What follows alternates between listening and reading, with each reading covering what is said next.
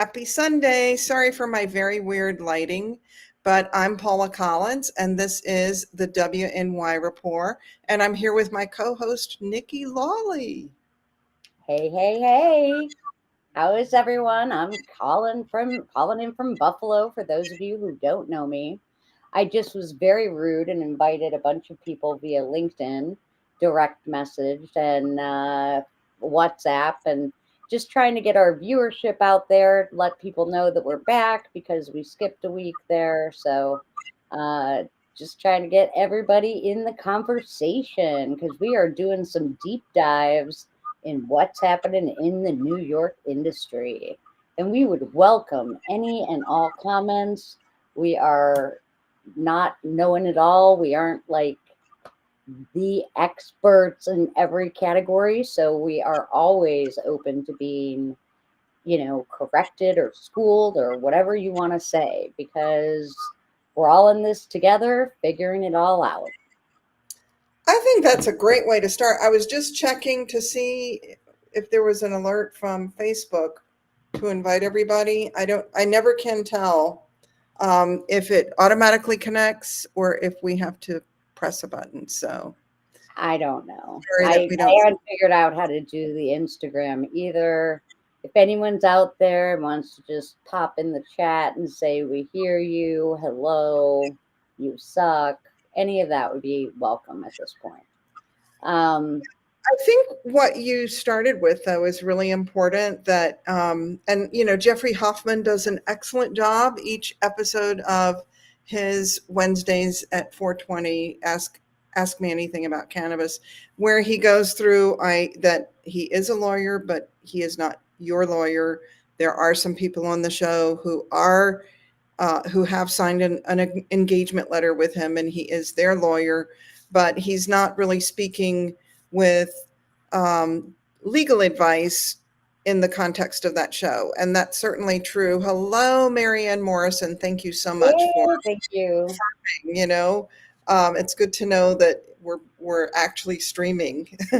We never, um, but I think it is important that nobody has the answer um, in any of this. And I think what is frustrating to all of us is when we hear somebody present themselves as an expert, and especially with regard to health matters, like that's your specialty, and they say something that is just off.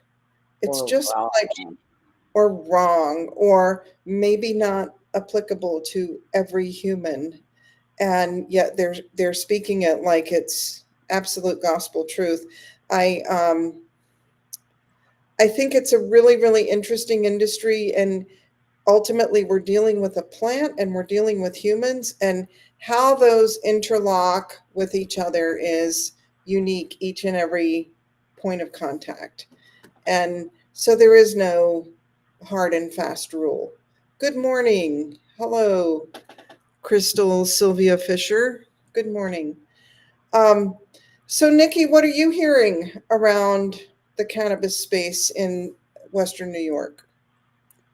So I got to tell you, Paula, if we go back 2 weeks, I was in a totally different place than I am today.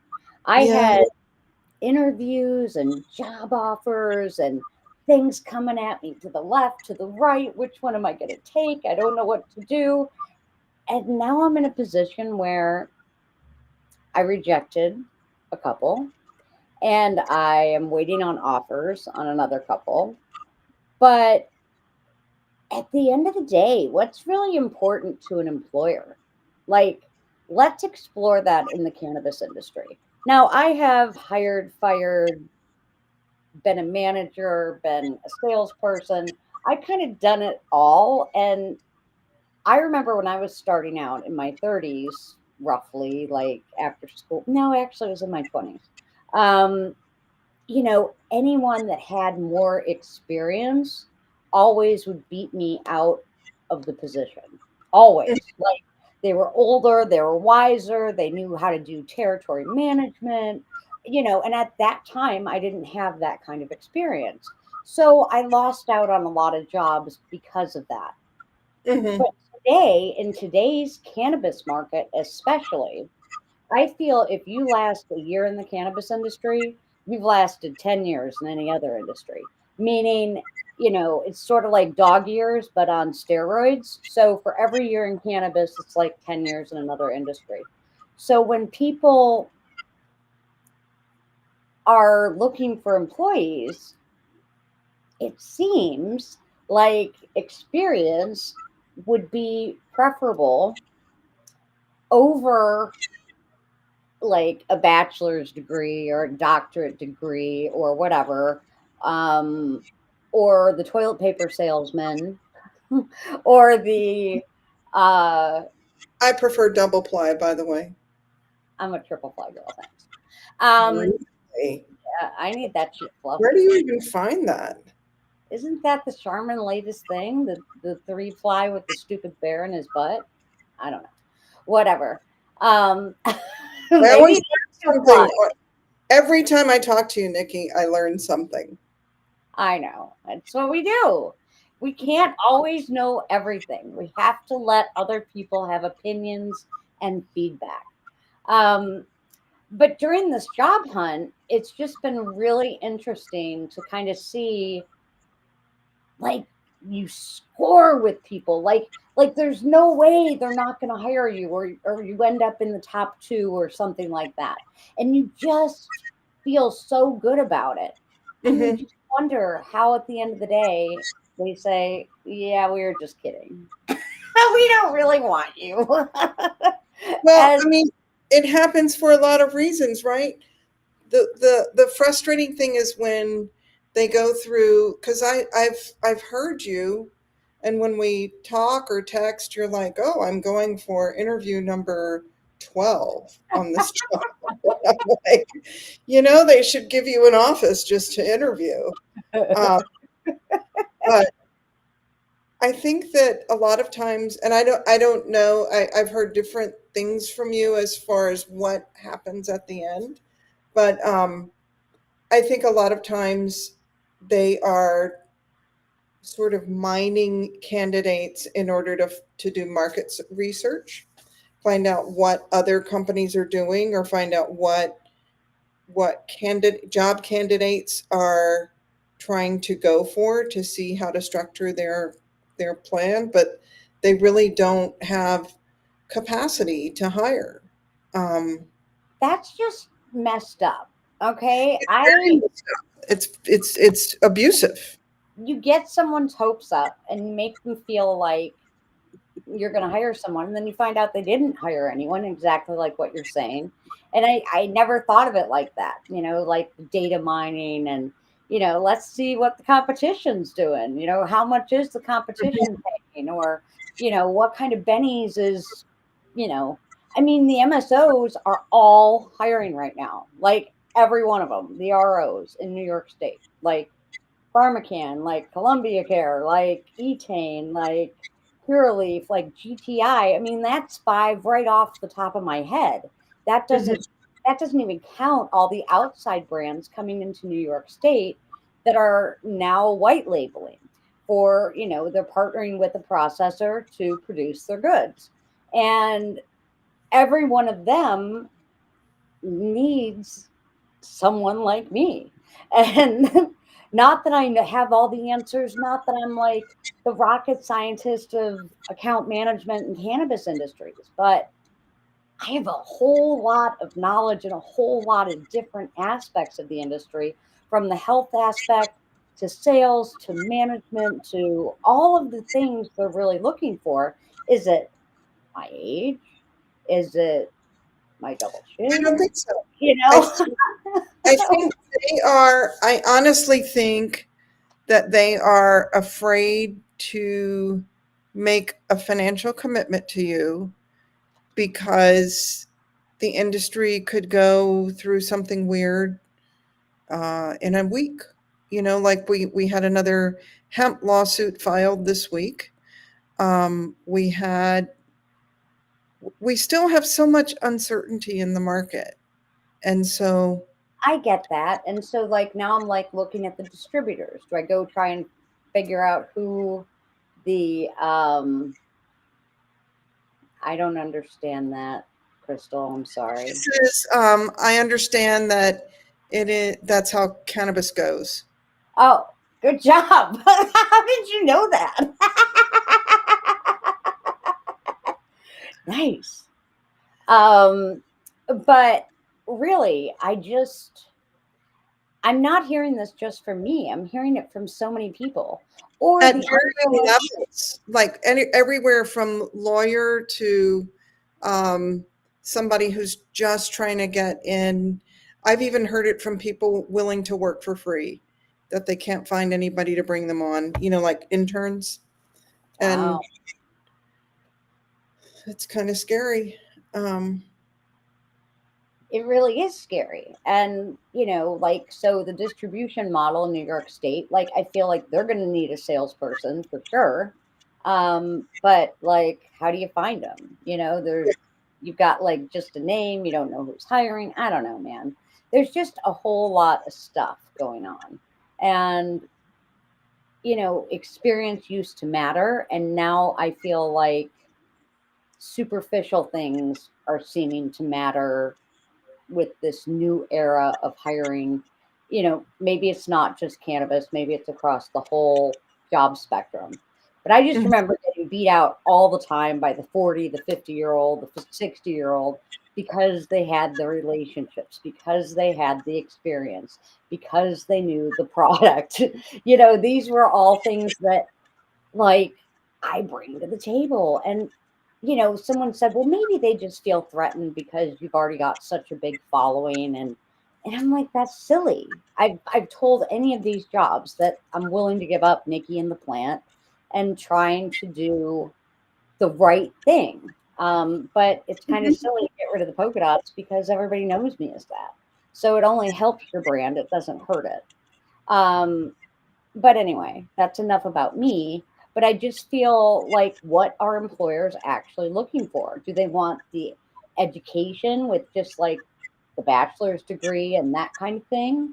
Are they looking for horticulture, either experience or schooling? Are they looking, like, there's no real, you know, cannabis 101 A to Z out there that one university is doing or one school is doing. There's trade schools out there now. There's a new one coming online called Cannavision, and they're doing cool stuff from cultivation, processing, compliance, and retail. But I mean, it'll be like a trade school diploma, not right. a certificate. I, you know, I have to say I'm still skeptical. And I came so close, maybe, gosh, 10 years ago, to signing up for any of a number of those. At the time, they were mostly based in Colorado. Um, but I still think it comes down to what you've got, which is boots on the ground experience and life experience and relationships. And a lot of where I part with some of the programs is that who are they hiring to teach these things? Right. I mean, I'm finding a lot of consultants that are consulting these new startups and stuff. They don't know jack, man. Oh Like, and goodness. they're charging $10,000, and these companies like are being led down a whole different rosy path than what they should be. Like, oh, you're Yeah, gonna get a license just because, and you're gonna like be successful just because I'm your consultant and I've done this like 50 other times. You might have consulted with 50 other people and they might have paid you, but what are the results of those 50 other people? Like, are they operating because of you? Is the right, first question you got to right. ask someone. I Big talk to, thing. most of my daily work right now is pairing card licensees with investors. And as soon as we get good at this, we're going to then have the same thing with general licensees who, by hook or by crook, get their license. Congratulations. Everybody claps for you. And the people at OCM want to thank each other for the hard work that they've done, because they do that every meeting. Have you noticed that they thank each other? I I want to thank so and so for all I the hard usually don't work. last that long. Well, it's usually at the beginning where they Oh, talk about, so and so has done such a great job and we're so grateful. And yet there's still a room full of people who applied like months ago for whatever, or that have sent an email or 5 emails or 20 emails that have gone unanswered. But anyway, I digress. And again, I just want to point out that I seem to have a pretty decent rapport on an individual basis with everybody at OCM, but it's the collective. There's something, and it happens in government, it happens in state agencies, it happens when we're getting a state agency off the ground or an industry off the ground, that it's like, come on, can we please just get on with it? But I feel like I have heard this consultant thing so much this week, where a licensee will have hired because they'll be talking about what they need out of any type of partnership with an investor. And usually it's that they want money up front and they want to recover the costs that they've invested so far. So here's the investor willing to, we don't really write checks anymore, but that's the expression we use, right? Nobody's really going to show up at a closing and present a check. It's going to be money that's wired or put in an escrow account or something. But inevitably, somebody in the room will say, well, I hired this consultant, and it's usually anywhere from 30,000 to 80,000 that they pay somebody. that's And I'm gotta like, be New York City fees, man. I'm hearing like 10 and 20,000. no. And I'm like, damn, why wasn't I in on that? Like, what was wrong with me? I guess, my ethics get in the way. It's Yeah, so yeah. inconvenient. I But mean, you can charge $80,000 to somebody. oh, they promise, they promise, they promise, they promise. Like, I know of one guy that he has a very expensive lawyer. I won't name who. Um, he has a very, and that lawyer is with a big firm. And of course, then the firm has very expensive paralegals and legal assistants. And so you get your bill at the end of the month, and there are varying layers of legal services that you're being billed for, depending on what that person's job title is. And then he was getting impatient with them. So, and all I do for this person is their taxes. That's it. And then he'll call me and ask me questions, I think, to kind of lawyer shop in a way, like to compare the answers he's getting. But along the way, and he did this about probably a year and a half ago. I don't know, time flies in cannabis. Where he got frustrated and he wanted a particular document done, and there was no need to have the document done then. But so the law firm just needed to say, chill, you don't need that document now, and here's why. But he wanted it, he wanted it, he wanted it. He paid $80,000 to get this done. And it was essentially, what he was wanting was kind of an investor deck or a PowerPoint or like a pitch Oh, a deck. marketing thing? Yeah, like A pitch deck, like like a pitch to a an business investor. kind of a business plan. Sort of, it was, how you've seen them where is this a business plan? Because I feel like you're not really just talking about business, you're trying to pitch to me about why your company is the best. And then, it's so boring when they start off with what the potential for the cannabis industry is, because We already know that. we don't need to hear that, and nobody can prove any of those numbers. Right. Right? I mean, we can base it on what Dude, that's other. like a pro forma. Like, think about it. You're supposing, like, you are literally like pulling those numbers out of your butt with anticipation that this is going to be your sales and your expenses, and they don't really know because you have no clue because you're a brand new store. What was funny was in the beginning of Card, we were doing pro formas, and this was when we thought that everybody, this is going way, way back, when we thought that everybody had to work with the loan money and Oh yeah. and to advance to the next stage, you needed to send a pro forma. And one of the questions was, what are your monthly expenses? Well, we don't know because we don't know Where if we're gonna end we're up. going to pay our rent or are we paying our rent? Are you covering utilities? Are you covering um, all kinds of things that, what, so you're asking us what our expenses are, and actually we'll be You're paying controlling you. it. So why don't you tell us what our expenses are going to be with this, and so, but what we had to turn in those pro formas. And I remember being in an ethical, maybe I think too much. I think that's part of my problem is I think too much. And I was in an ethical dilemma then because I knew I was making stuff up, and yet you had to turn something in. And so what we ended up doing in a lot of those cases was looking at a comparable square footage of commercial space and doing the green tax. You know what the green tax is, right? You should explain that for others. So the green tax, very clever. Uh, No, I don't know what I think it's like a surcharge for being a cannabis dispensary is what my understanding right. is. So you So go to a landlord and you say, "Hey, you've got this sign on the door that says for lease. What is the lease here?" And they say, what are "Oh, you using I it don't know, for? $10,000." And so you say, "Well, let me talk with my business partners and my attorney. We're working on a cannabis dispensary."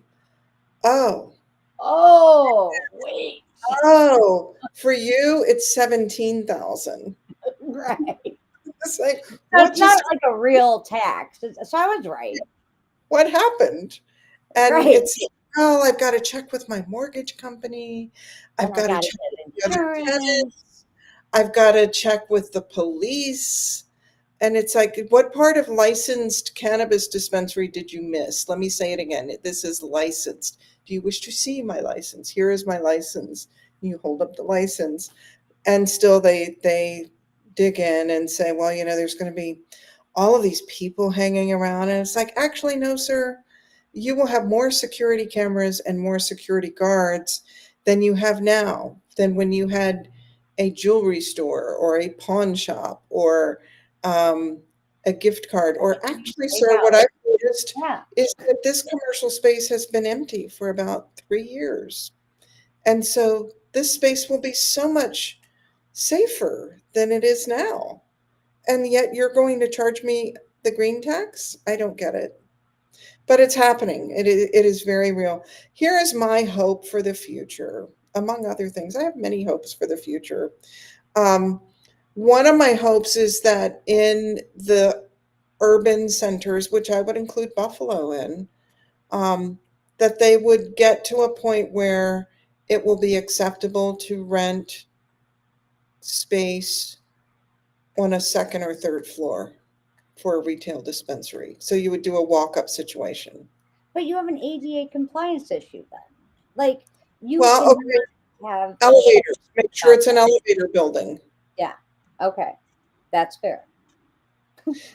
But we're out of space. We are completely out of space in a lot of the state, especially in New York City. And so, Really. oh yeah, I mean, I had dinner last night with people who talked a lot. They talked a lot. And among the things that they talked about was how much time they were spending on the maps. Like they'll go to the SLA site, the State Liquor Authority site, to do the proximity search, or some of the other maps that are available to determine, whether something is a straight line distance or whether there is a school in proximity, but it's around the corner, which is now okay. I guess they don't think children can go around the corner. I would think that would be worse in a way, because at least if it's down the street, the school security Can people catch it. can see them, Yeah, say, hey, you know what? I saw you when the bell rang. I saw you make a beeline down the sidewalk for that cannabis dispensary. Whereas if it's around the corner, they can't see it. right. Just me being a former teacher, but what do I know? Um, it seems like any parent would realize that as well, right? Yeah, have one right by the cop shop. I mean, why not? I have a different office. I guess it's kind of old news now. I've been there since, I guess, 4 months now. I'm going on. I Yeah, I was in remember this the really office. quaint space in Manhattan in Soho. Very swank. I loved it. Very, My very. clients thought it was cool, but they didn't really like to come there. Like when I would say, "Oh, why don't you come on down to my office and we'll work all of this out?" They would come up with a million reasons to not. And there was parking there, like not a parking lot, but on the street parking. And most of my weed guys, they don't take the subway. They all drive. Like they would drive around the corner. They drive everywhere. I'm like, dude, I take the subway. And there's a lot of reason for them doing that. But Right. anyway, now I'm over by Madison Square Garden, and my guys love it. Paula, you're near the garden. It's so cool. I really like the new place. It's like, okay, great. Have a seat. What are we here to talk about? Um, but I'm kind of babbling to say we're at this weird moment in New York cannabis where I feel like the entire industry is in a wait and see mode. Yeah, I mean, there's a lot of wait and see. Like, perfect example, 420 weekend is coming up. Okay. What are people doing for 420 where we want to have brand sponsorships for 420 and we want products available for the public on 420 for consumption weekend? So, full transparency, I'm partnered with a woman, Adia, and we're hosting Flow Green Niagara. And it's going to be at Seneca Niagara. Now, all the details are just being worked out. So this is not firm in stone yet, but we're pretty confident. We're meeting with the casino hopefully Wednesday and ironing out a lot of details. But the plan is there's going to be an indoor concert, an outdoor concert, music all day, a health and wellness festival, workshops, sessions, yoga, infused meals. We have like Niagara Community College looking at working with us. We have Dent Neurology looking at possibly working with us. So there's a lot of big names kind of coming in the mix. I'd love OCM to work with us. We have a dispensary right on site, a native dispensary called Nativa that the Senecas That's own. what I was going to say. So, My hope is that you'll bring in some of the reservations. oh, 100%, 100%. Like we're on native land. So the concept is, though, to have Nativa be the primary vendor at the consumption lounge. But I wanted to bring like 10 premium brands um, from New York State to be represented. Whether that's they give samples, marketing material does them no good. I mean, people want to taste their stuff, they want to see their stuff, they want to smell their stuff. So I need like a grower showcase sort of permit almost for this So event, I feel. But you're going to have to reach out to the Office of Cannabis Management and get them to accelerate their event pass that they've I contemplated. They mean, I cost know I'm not going to be the only one thinking this. I mean, the New York City parade, how is that going to be okay if, like, I mean, I'm not picking on any brand here, but like Pure Leaf sponsors something or, they're represented. I mean, having a table isn't getting them sales, right? right. And we're allowing bud tenders to sample products, we're allowing owners to sample products from these different brands. Is there a way that is part of their advertising budget, they're sponsors of the consumption lounge space and they give their product away Nativa would be the sales of the product. Do you follow what I'm kind of saying? And Right. but I need to talk to the OCM, but I didn't want to talk to the OCM in detail until I knew exactly what was happening with the casino. But we're having like the Rick James tribute band. Rick James grew up in Buffalo, for those of you that don't know, and I believe there's a song called Mary Jane or something of that Yeah, I nature. think you're Uh, right. he sang. That's good that I remember that because I really didn't. Um, I knew it was something to do with the flower, but I wasn't positive. So there's a big tribute being planned for Rick James, and Rakeem is also playing at the Bears Den inside. So, and there's also a comedian that night. So the But casino is at, hang on, because the Seneca Casino is not in New York. right. It's in native land.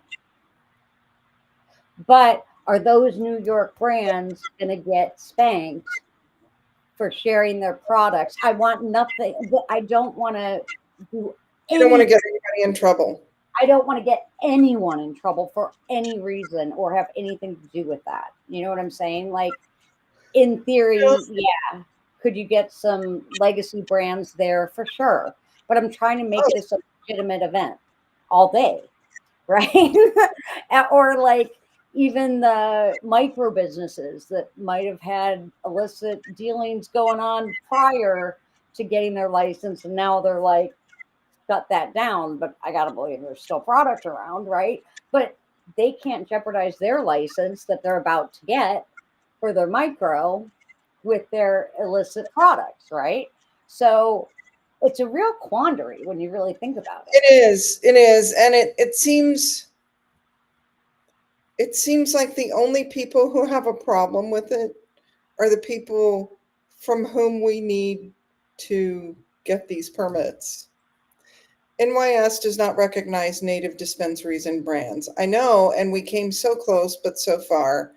Yeah. I was really, thank you for that remark, Marianne. And I She see works your other at one. Shinnecook. She works at the Shinnecook dispensary. Yeah, in Long Island, right? Yeah. So good products, good customer service, and good location is the recipe for success. I agree. Totally agree. So the problem is we had that bill that came so close. You know, it was Yes. approved by the legislature, by the Senate and the Assembly, and was sat on Kathy Hochul's desk for many months before she just decided not to sign it. Um, I mean, ultimately, it's what we call a pocket veto, but um, she apparently, what we're told is that she wanted to see more reciprocity. In other words, the bill allowed New York State farmers and processors to sell in the native dispensaries, but it did not allow the native products to be sold in New York State dispensaries. And If so they're all 30 party tested, what does it ultimately matter? As long as we know they're safe, as long as I mean, this is like ridiculous things that I'm talking about with New York State. We have 18 now testing labs, right? And everybody's going to be fighting for everybody's business, and it's just going to come down to price. And like, are people going to lab shop for potency? Yes, but if you're an ethical lab, you won't even have that conversation. Do you know what I'm saying? I Like, do know what you're saying. it's just ridiculous what's gone on in other states. And we just gotta like squelch that shit here. Because at the end of the day, I want to know my product's safe. I want to know that nobody inflated anything. Nobody like said it's okay. It really doesn't have like wicked mold spores in it, But it took them 15 times to test it before they finally diluted it enough that they got the result to pass it. That's like any lab that guarantees anything as far as potency or, oh, we'll help you pass. Don't worry. Wink, wink. I mean, that's sketchy, man. That's sketchy. And it's a problem in so many other states. I just don't want to see that here in New York. But I mean, what control do I really have at the end of the day? But these are things to be aware of with the event at Seneca. So they're actually going to close off 2 floors for cannabis consumption. So that's where I was planning on having a bunch of different wellness seminars and education about like how to do cannabis 101, where we show prospective patients, okay, this is a pipe, this is a bong, this is a vaporizer, and show them how different things work. These are terpenes. This is how you figure out what kind of medicine you want. And then we actually let them try things and, have a sampling, not sampling for necessarily products, but sampling for the experience and teaching them, you drink a fatty or you eat a fatty dinner and you have a gummy, it's going to have much more of an effect on you than the gummy on an empty stomach. Teaching them little simple things like that. If you get too high, have your CBD, have your, peppercorns or your beta carotene. There's so many things that we can teach people and help them how to do the pot. You know what I mean? And this event is supposed to attract between 5 and like 10,000 people. And we're really trying to cater to that Canna Curious crowd, really make it a wellness venue where we have CBD products, where we have, nutritionists, where we have exercise people, physical therapists, like I really want to attract that middle 40s kind of crowd so that, like that's the people that'll know who Rick James even is. I'm not saying the 20 somethings don't, deserve to come. I'm just saying it's really going to be a different kind of crowd. Well, is it okay? Scope it out for me. If somebody is just happening to be at the casino that weekend Uh-huh. and they see that this is going on, can they Yeah, participate? it's free. Oh, Everything is free. because I feel like the casino crowd, I mean, not to generalize, but I feel like they would be more open to that, because the whole, Absolutely. the whole idea of a weekend at the casino or a couple of days at the casino doesn't have to be a weekend, especially for the retirees. They're already kind of just like, Chilling. this is lost time. This is not Right. um, this is not where you put on your type A hat, you know. So And then if they're losing their ass, they've got something else to do. Like they got multiple options. We're yeah, thinking about yoga, puff and paints. We're really trying to make it a really cool kind of event and then have an offsite consumption inside where we have this brand thing where Nativa can sell, and then I have these New York State brands if I can't have native brands, right? right. But in theory, why couldn't I just have native brands? But then then that availability issue becomes my thing, right? Everybody's not going to be able to come back to Seneca or to a different dispensary that's got native brands, right? I mean, that's like the reality of the situation. So these are going to be people that I want them to be able to access some of the top brands in New York State because I feel the majority of the people are going to be New York and Pennsylvania. You should get Mary Jane Oatman involved.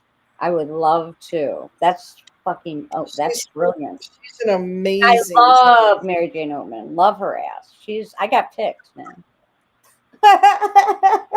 Yeah, she's amazing.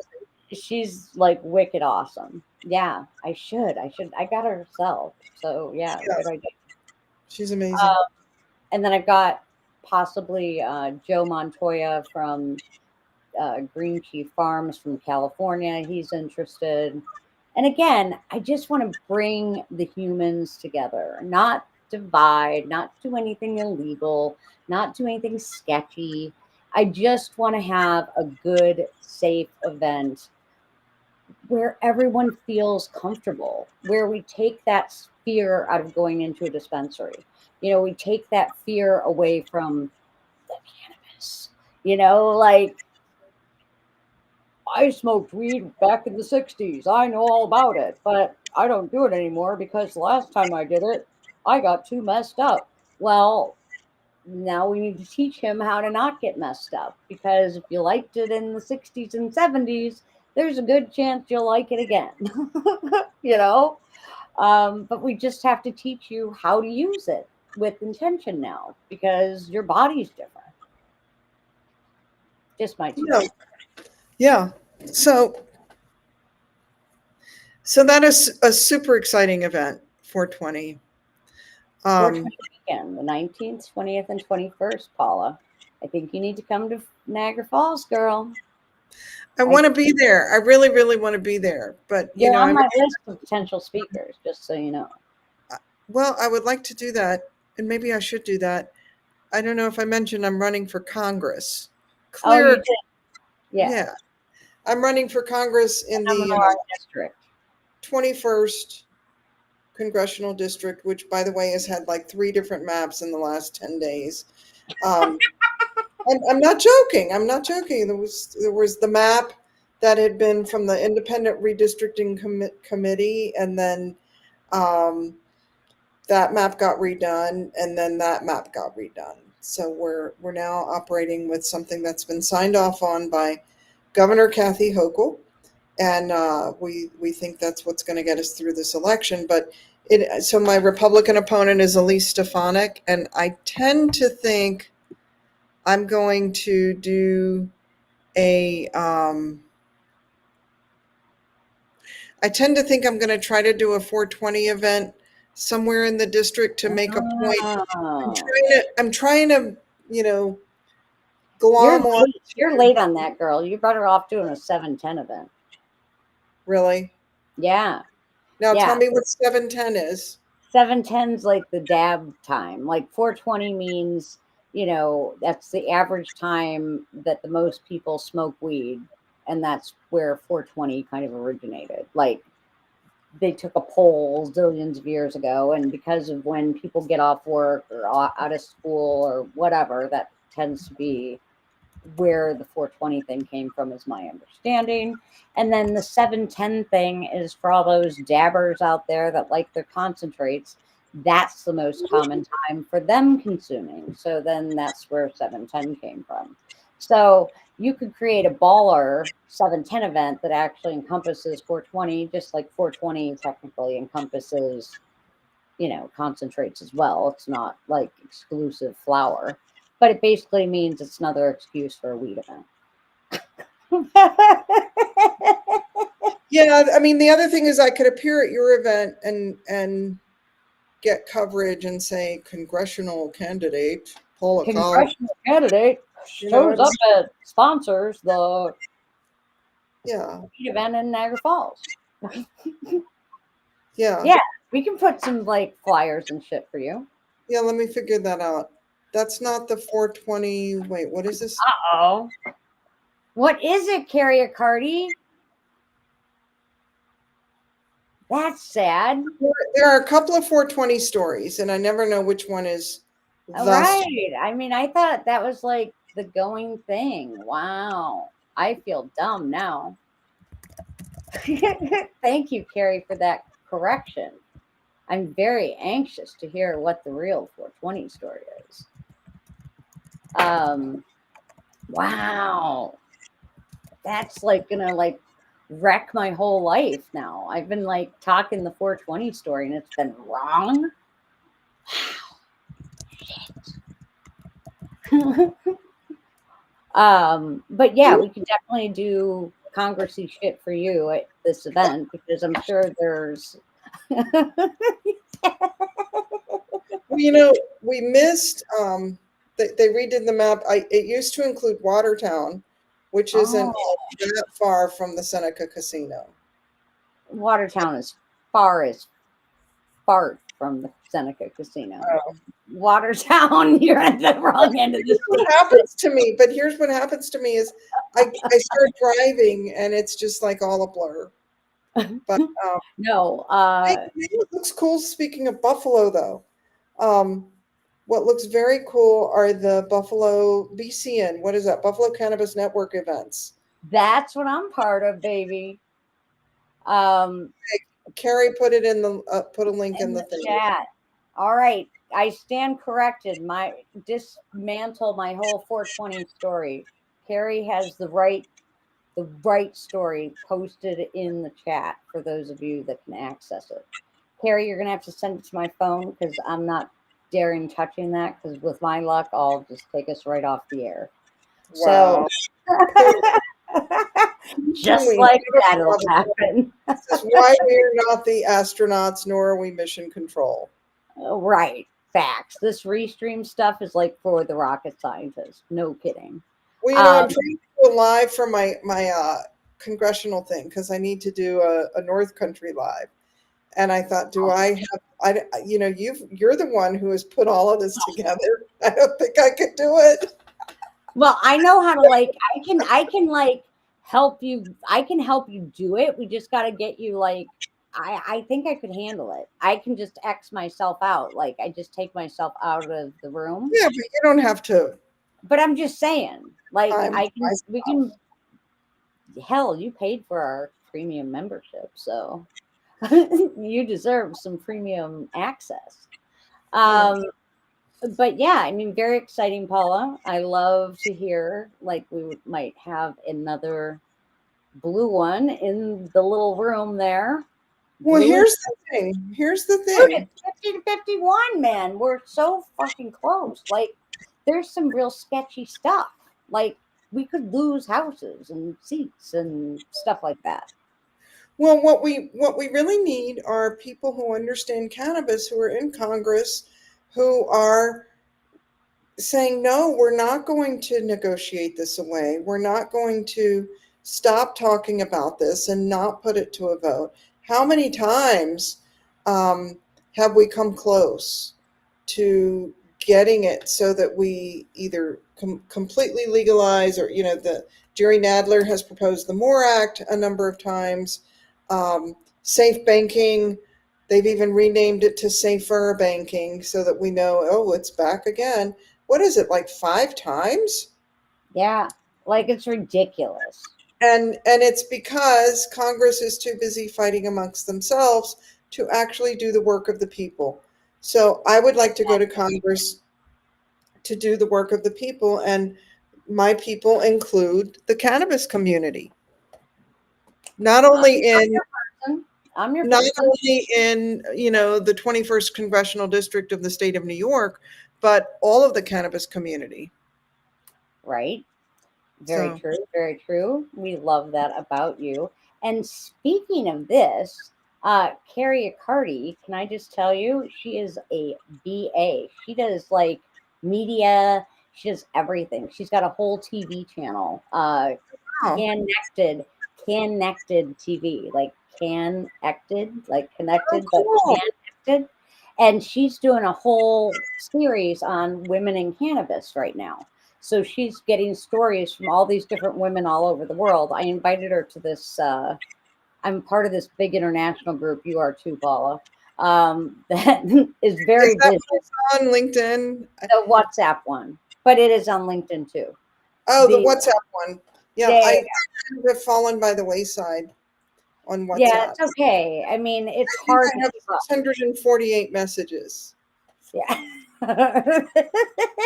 they get talking, you know what I'm saying? But Carrie is really doing good things for the women in cannabis. They just had 1,500 women in the cannabis industry published by Steve, why can't I think of his last name, for Celebrity Stoner, and a lot of good names on that. Paula, your name should have been on it. I don't know if I put it on it or not, but we need to get you on the list of women to watch in cannabis, baby. Women to watch. So Steve Bloom. I always like that. So we started off our show. Yes, thank you. Yes. Bloom where you're planted. We started off our show talking about how employment seems to be problematic right now. It's at a weird moment. The industry as a whole in New York is kind of at a weird moment, but I feel like things are opening up and getting a little more active in the Western District.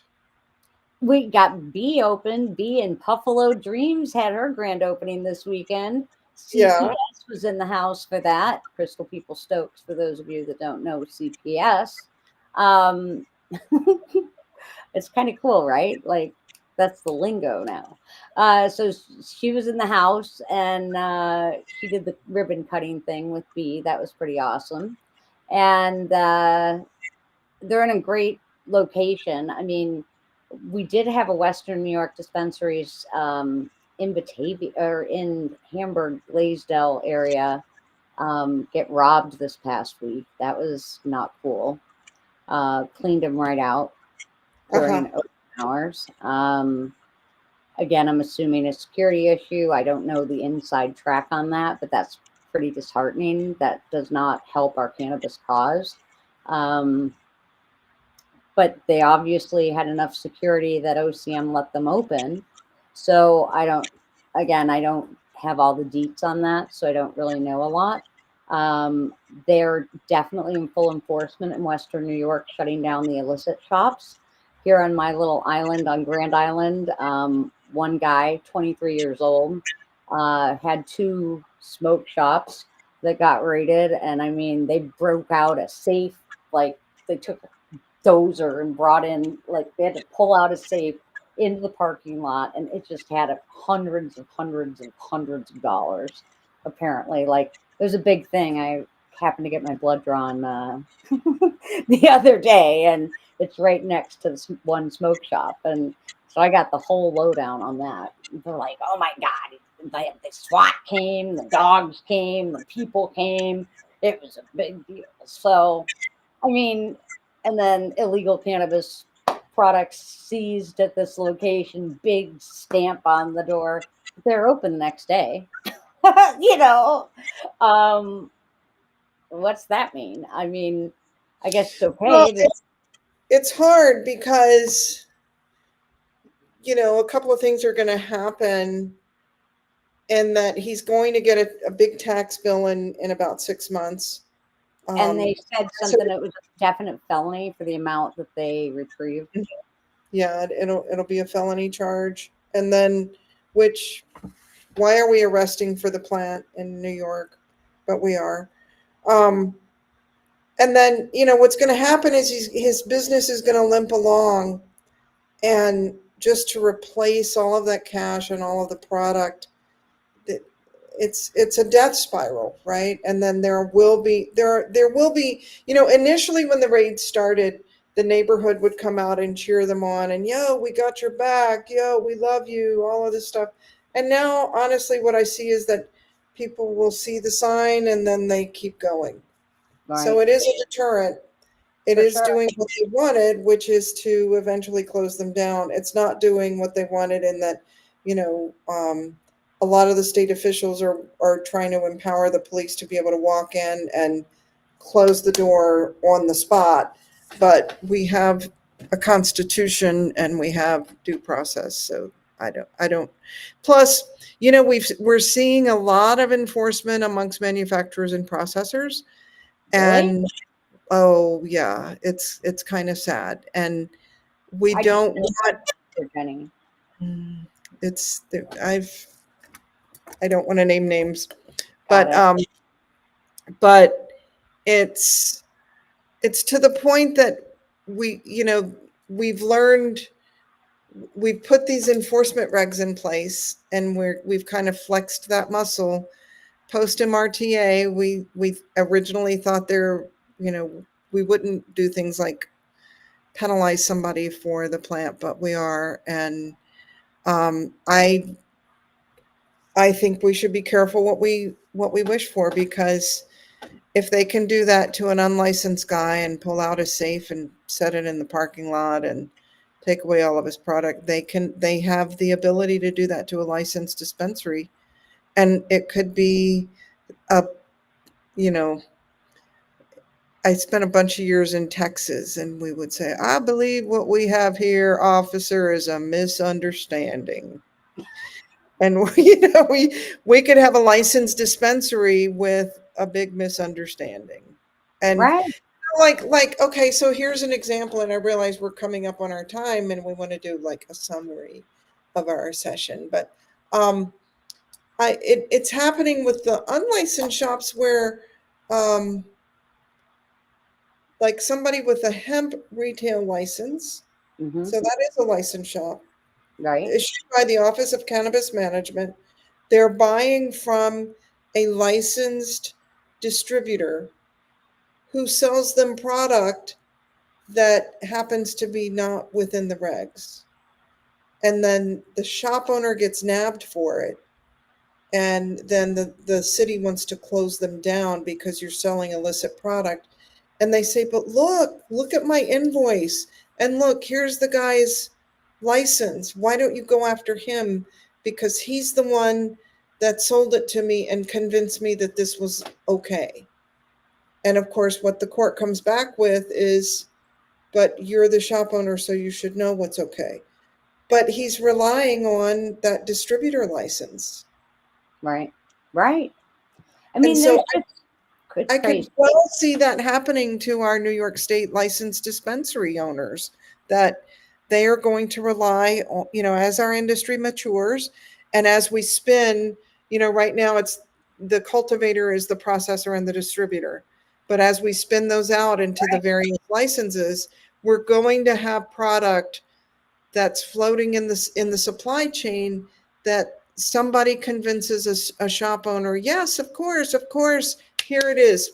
It's great stuff. Your customers will love it. And they buy it and they start selling it. And then boom, it's a compliance issue. It's not really what they're supposed to be selling. Product or whatever. Right. Now, part of that will be solved with seed to sale tracking, but right now we do not have seed to sale tracking. And we don't know. I mean, it's supposed to happen in what, April? It's not going to happen in April. And that's basically Dutchy, correct? No. Oh, Metric. metric, Yeah. right? There. I don't know if you Metric, listen. Is it Metric or there's another one? BioTrax. BioTrack.